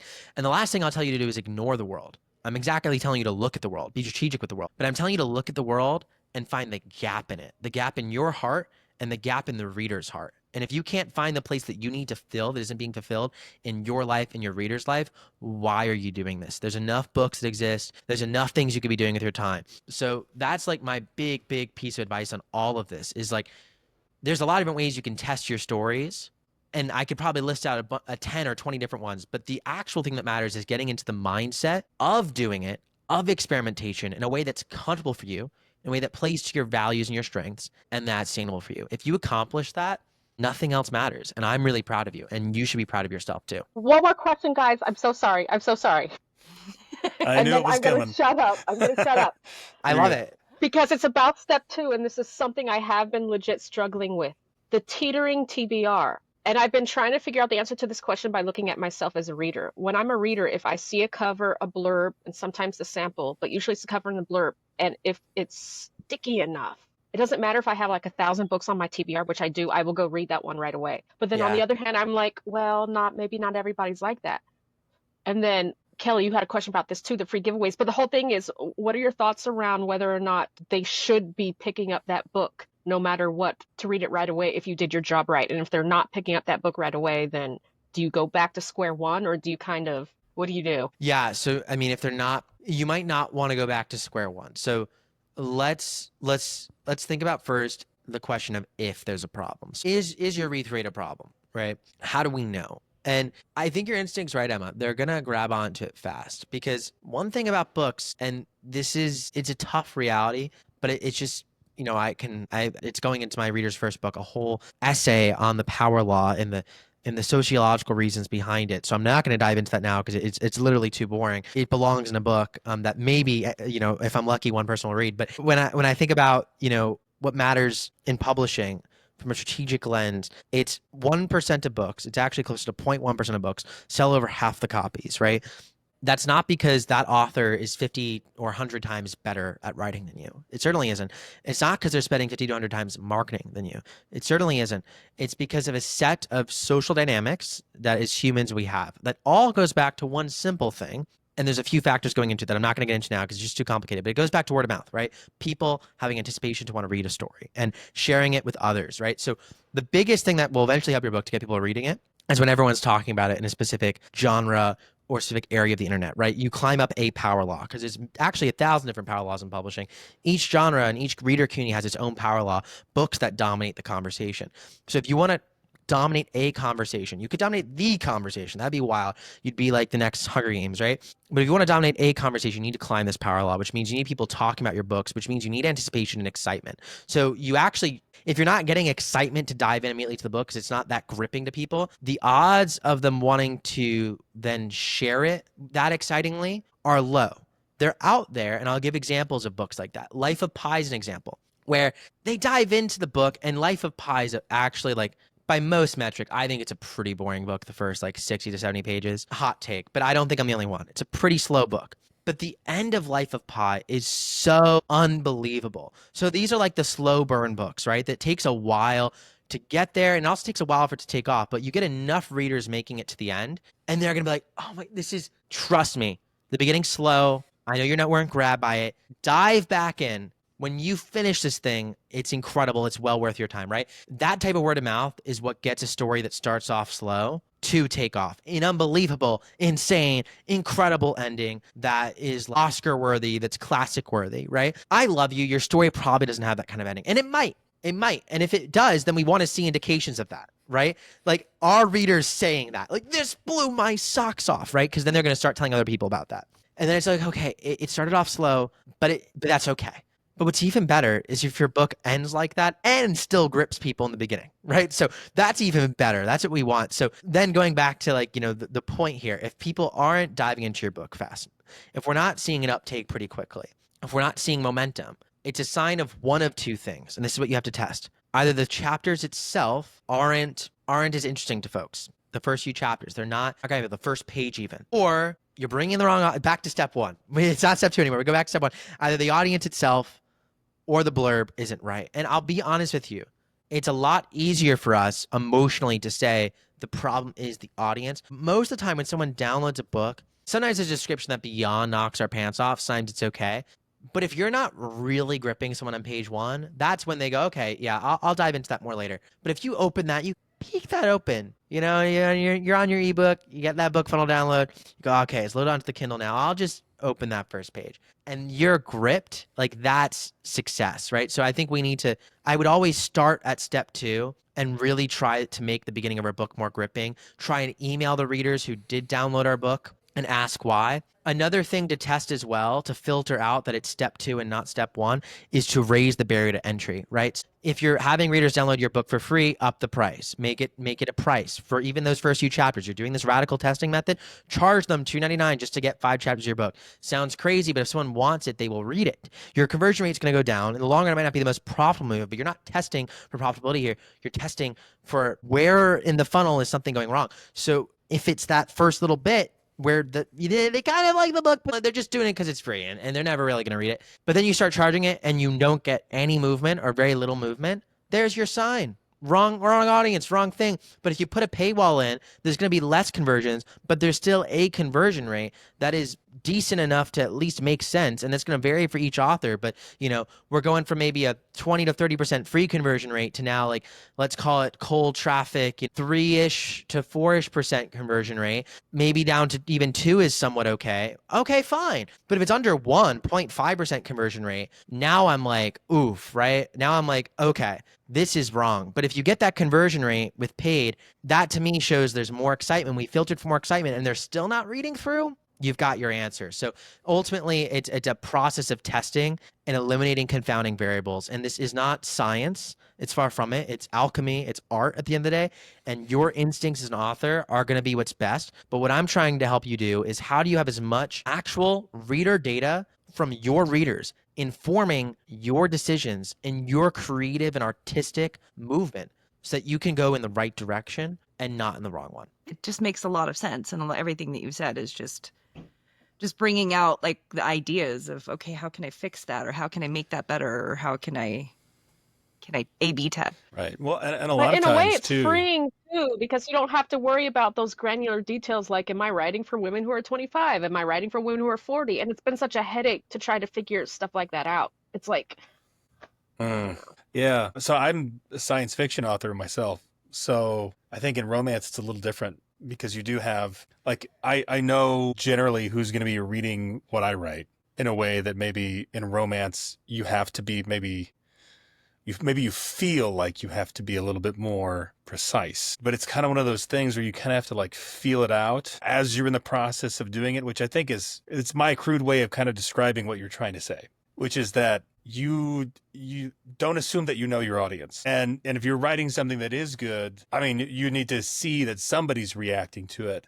But maybe you don't give up on it right away until you find that. You experiment, like you said, you test, and you find out, like, maybe you get surprised and find out, Emma, that, yeah, no, it's the totally different age demographic that actually likes your stuff. Or maybe it's dudes. You never know. Maybe dudes just want to read your high fantasy that you thought was steamy romance. I don't know. Yeah, I mean, honestly, and you might want to put this in, but my hot take on selling books, and really any product, but especially stories, is that market pull is always stronger than marketing. And why I focus on resources, and why even in this podcast, even though like Author Sidekick helps you market your books or whatever, why I like to start really and why I like to spend a lot of my time focused on how do we create market pull for your stories. Even though I'm not a craft guy, I'm just a first principles thinker, and I like to look at data. Is market pull is always going to be great marketing, because your market pull is the actual demand for your story and this whole process, this reader journey working, right? Doesn't matter how great your marketing is if your market pull isn't there. So I think so much of it's about finding that, channeling it, and ensuring you have it, story market fit. And once you have that, game is over, folks. If someone shows me data that they have story market fit, it's a very easy conversation to find how do we show it more. The problem is literally 99% of the time, that's not true or evident. Right. Because even if you have it, it's like a spectrum, right? And you want to be as far along on it as you can be. And now, of course, there's a sort of point where you go, I want to get it out there. It's viable, which I use the sort of word minimum viable story for that. It's viable. We're going to get it out there. It's okay. We're going to keep going. And that's really important. what separates these hits from other ones are like they have tremendous market pull. Like The Fourth Wing is not like the 100x more brilliant marketing campaign than any other book ever created, or at least this year, but it's sold more, and its sequel has sold more, at least by 100x, than certainly most other best-selling books. And that is because there's a tremendous market pull it's tapped into. And it's less about saying, here's how to do that, and more saying about, here's how to test for that. You, author, you, storyteller, you're the creative genius. Who's going to figure out, who's going to come up with the story, who's going to come up with the premise, that's going to achieve that. The problem is you're probably not getting enough shots on goal. Right. Right. Well, and this is kind of, I guess this is within the right to market conversation, really. This is kind of where I feel that's the territory we're in. We're talking about market pull, and that's what it feels like to me. And most people, when they hear right to market, they think that, oh, I just have to write the book that everybody else is going to buy. But testing for the audience of your book, I don't think people come at it from that angle. Like, I want to write this book. I don't want to explicitly write to market and write whatever the hottest, latest thing is. I've got this idea in my head that I want to get out. And even if it is a minimum viable story, I can still experiment and optimize to find where the market pull for that is, so to speak. I'm with you. And I think that the issue with right to market, although I love it as a concept, I think that it's not for everyone, and I get why it's not for everyone. And I also get why I'm not for everyone as well. But I think what's really key with right to market that we miss is that it assumes we understand the market. And I think, Emma, it was funny because you're using the word like, oh my God, you're smart or whatever. I'm not as smart as you. But it's like, I actually like to literally approach this as naively as possible. And like putting the readers first, which is what I like to really think this is about, is letting the readers show us the answer. Letting the readers, starting with what do the readers want? The readers are not a market. Readers don't think of themselves as a market. As I discussed, we can invent genres. This is all language we use. These are all marketing inventions, but readers don't care about that. They care about the story that they want to click with. It's your job to test and understand if you are actually creating a story where that's true. And then for whom and what readers is obviously going to be who you bring in to figure that out. But it's less of a brand avatar question and more of a who does this story psychologically resonate with and emotionally resonate with question. So I think that's the big thing, is that writing to market's great if you understand the market. But if we actually understood the market, then we would have a formula for success and it would work every single time. Or the answer is just that you're not understanding the market enough. You need to go study the trends more. You need to go look at the rankings more. And I don't believe that to be true, because if that was true, then why wouldn't we all do that? I think the answer instead is we're going to make mistakes. We're going to mess up. Most of the time, we're not going to get it quote unquote right. But if you develop a testing process that allows you to cheaply, effectively, and efficiently understand whether the story you're about to invest your heart and soul into is really the best use of your time from a business standpoint, I can't tell you whether it is from a sort of intellectual or an emotional standpoint. And that can outweigh any business concern any day of the week, which is the really, really big point to make. But from a business standpoint, I can tell you what's most worth it, because it's going to be what puts your readers first. And that's what this is all about. So I had a question kind of going back to that with, the idea that, maybe this isn't hitting in the market, like you're not finding that audience, you're not able to, maybe it's not going to sell or something along those lines, and you're evaluating your market. A lot of the times advice that is given to authors is you need to finish the series, or you need to finish, you have to keep writing, you have to have a big backlist, which I think is fair. If you have more books for them to read, obviously they're going to find one at an entry point and they're going to come in and they're going to read, they're going to enjoy, and they're going to keep reading because they enjoyed. But what do you say when you are evaluating, you've done all the things, you're working really hard to get to that audience, it just isn't clicking, and maybe you're getting a little deflated, you want to move on? What do you do? Like, what is your advice to authors? Do you keep pushing forward and finish the series so that you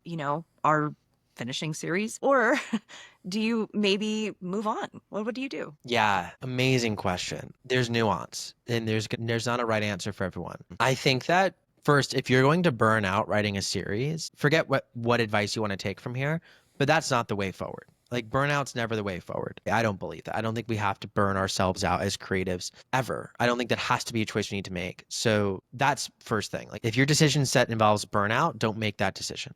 Now, let's say you're like, I could finish it, but I do want to do this whole readers first thing. I do want to test and see if this other idea is better. I think this might be it. My first thing would be like, well, now in the future, because I actually disregard the advice that you need to write a series and finish it to get readers. I like to think of the 80-20 of the 80-20 rule. And I want you to devote your time into the one thing that really matters. And from a mathematical standpoint, most authors, almost every author has a signature series that makes most of their sales. And the other series maybe make 20% of their sales, right? Maybe. All put together sometimes. But even the full backlist, maybe it makes up half their sales. But that backlist is directly proportional to what your big hit does. Meaning if you want to really make your big hit and your signature series do as well as possible, you want to have something that can be your breakout, because not everyone has their big breakout, but you do want to at least continue making big momentum. And if this series isn't the thing that's going to make momentum for you, you want to get that signal early on rather than write the full series and then be like, okay, phone that one in. That was a year or 2 years of time. Now we're going to go give it another try. Because most authors in the camp where their series isn't moving at all. And if you're in that camp, I want to help you. If you're in the camp where your series is moving, congratulations. You're selling books. You're probably already in the top, 10% of authors in terms of books sold, which is a whole other conversation there in terms of you probably still could use this whole readers first thing in a big way. But if you're really trying to make your sales happen, which is most of the people listening to any author podcast, because, from my previous experience, I've done a lot of work in the author community. I know what the data is behind, everyone listening to these things. In a great way, you're probably just getting started, which is great. If you're just getting started, you should feel good about that. Even if you've been in this for a while, you're probably not selling well, and that is okay. That is more than okay. That my advice really is to hyper focus on getting that first series to sell using the readers first process, not going all the way through. But again, we're in the world where I was, where you didn't do that. And you're waking up to the fact that, oh my God, I've devoted, in my case, 6 books, $6,000 plus $750 to get the next 3 covers in the series, books 7 through 9, made ahead of time, because why not? I'm bullish, even though I haven't even started marketing this yet. And then I built my backlist, I rapid release, and finally started marketing, because now I could market it profitably, as they say, on my backlist, realizing that this story was not going to hit. That's rough. I'll tell you what I did, and I'll tell you why I did it, and maybe it'll be helpful for people. My story did not have that many readers. Yeah, maybe there was 50-ish close followers to it. I was able to email them, tell them one day I'd be coming back to the series. But these pre-order dates, these release dates were happening no time soon. Sorry, but y'all are awesome.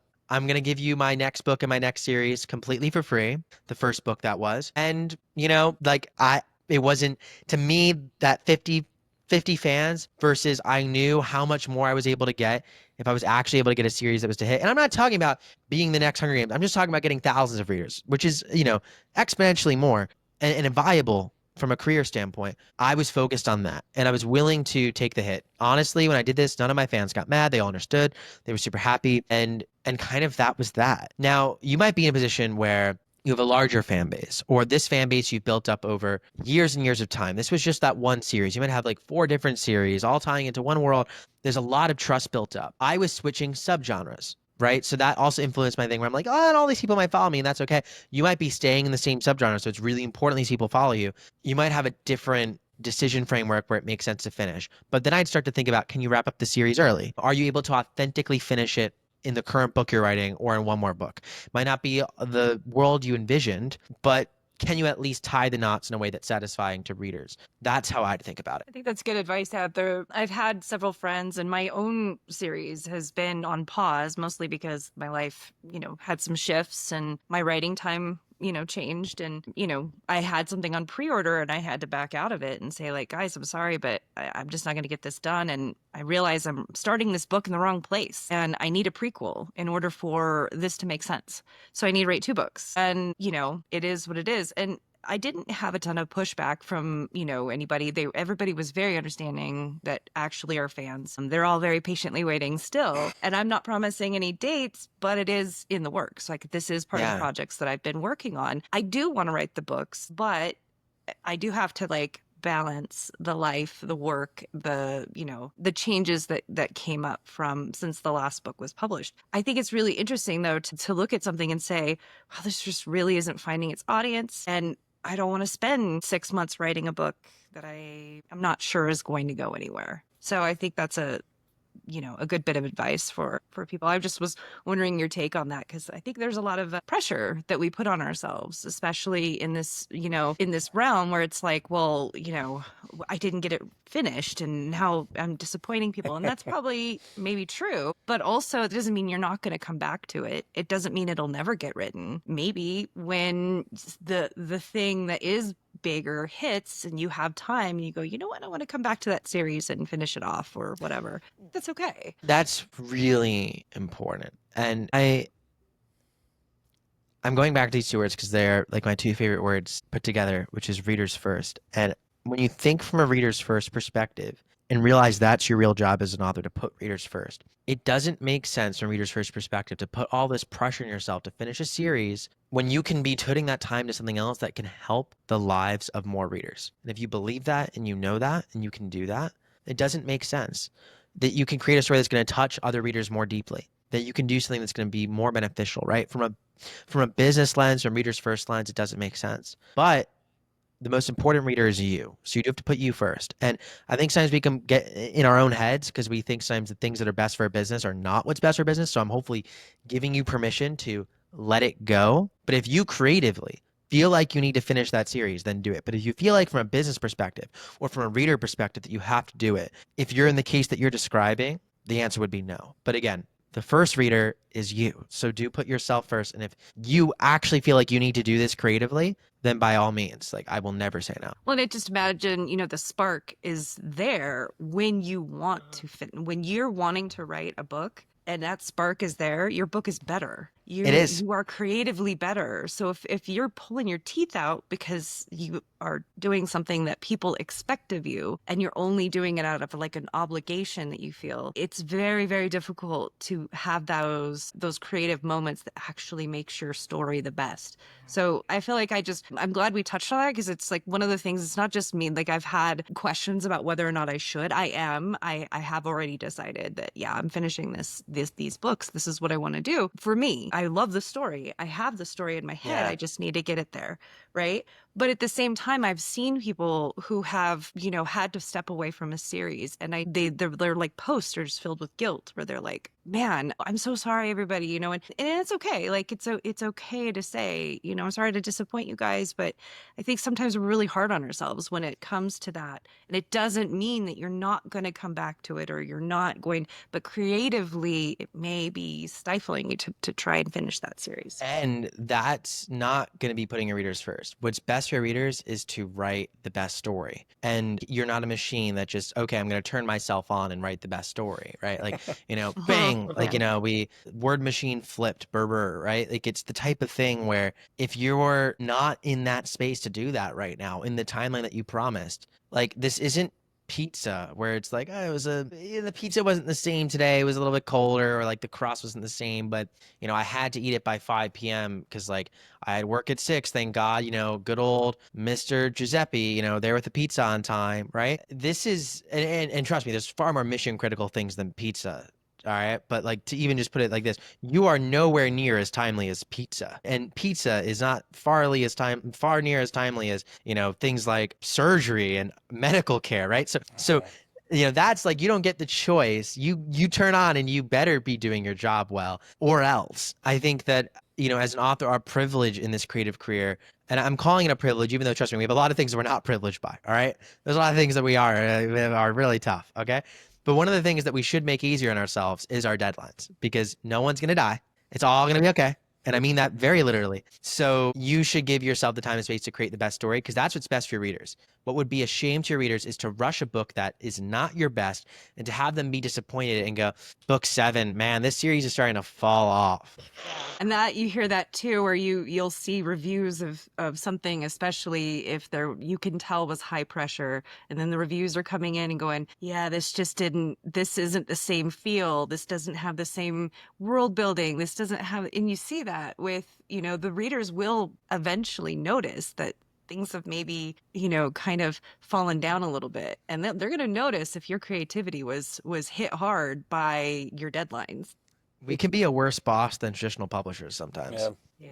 Well, and there's something to be said for even being able to take a break from a series. I've done this myself. In my current work in progress, it was 9 books, and I'm writing 9 more because I'm insane. But there was like a few years gap in between, and I needed those few years to take a break from it and then come back and revisit it and get excited for it again to the point where like I had something worth writing too. Yeah. And maybe you don't want to necessarily write that off as a possibility. And if we're talking about this aspect of it, like when you are innervated by the story's going to be better. Like take that cue from yourself, perhaps. Obviously pay attention to your readers, but take that cue from your own instincts to be like, you know what, maybe I need to step back from this and explore something else that I am excited about right now. This is something I've been kind of thinking about myself. That work in progress is kind of coming to a natural pause again, where I'm like, I'm running out of that rope of like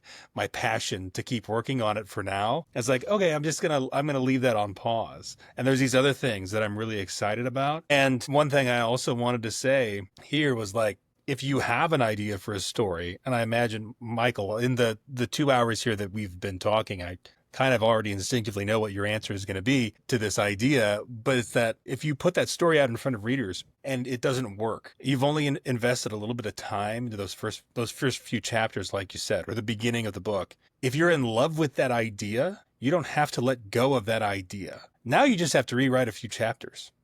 Exactly. Right? You don't have to, you don't have to like I'm honestly, I go and I look back at some of the beginning of my current series that I'm writing. And there are things there that I want to like overhaul and rewrite. And the amount of work and labor that would take to do would be, it honestly needs to be done, but that's another story. But if you've only done a few chapters, that's not that hard.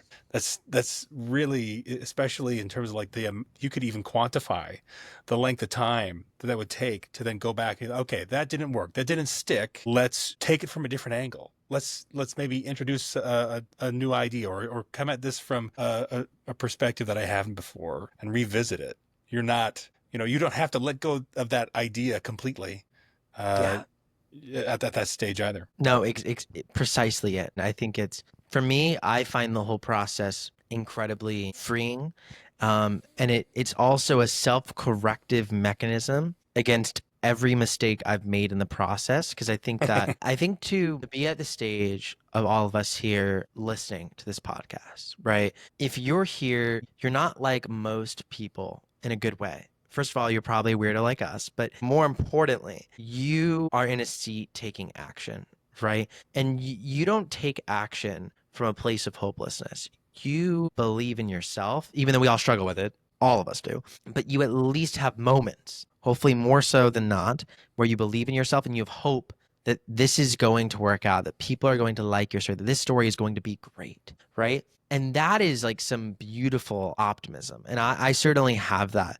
But that optimism can really be shot when continuously you are at times what feels like proven wrong. And for me, what burned me out more than anything else was not losing my love for writing or even writing too much, although I thought it was because I was writing too much. It wasn't necessarily that. It was that I was continuously getting this feedback loop from the world, confirming my worst fears that I wasn't good enough. I'm not here to tell you that you're not good enough. I believe everyone here is, and I believe your stories can and really probably are at their core, but there's these simple things about them and simple parts of this process. When we think about this whole grand world of publishing, if we just boil it down to these few things that matter that we've discussed, and you hone in on those, you can really start to then get that feedback and get that momentum that can turn your optimism into reality. Because I think optimism with continued action and no progress very quickly starts to turn into pessimism. And I think we see that sometimes in the community. I know I felt that at times myself, and maybe we all have at times,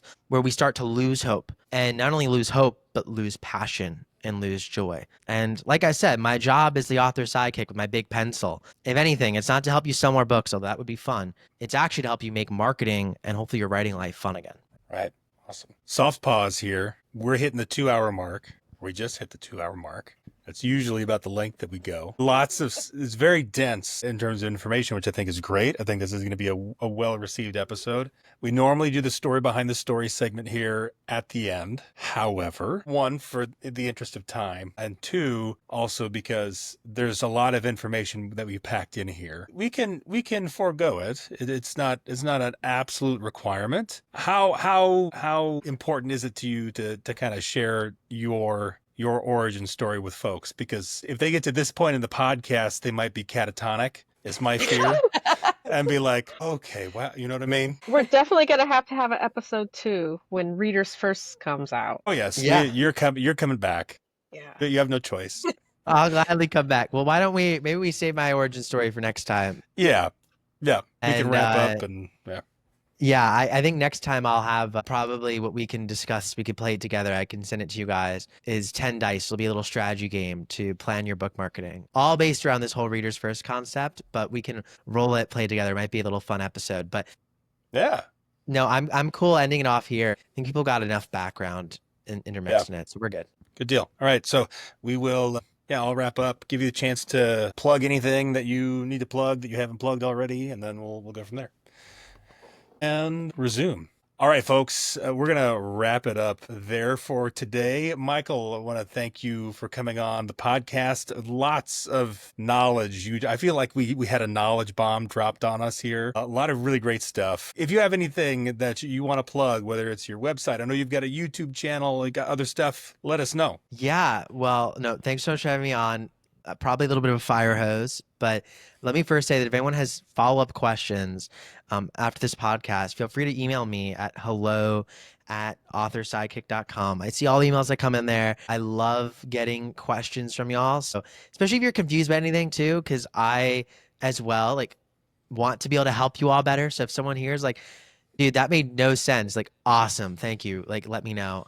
Then my next thing is, if you want to hear more from me, which I'd be shocked after you've heard this much if you ever would want to hear more from me.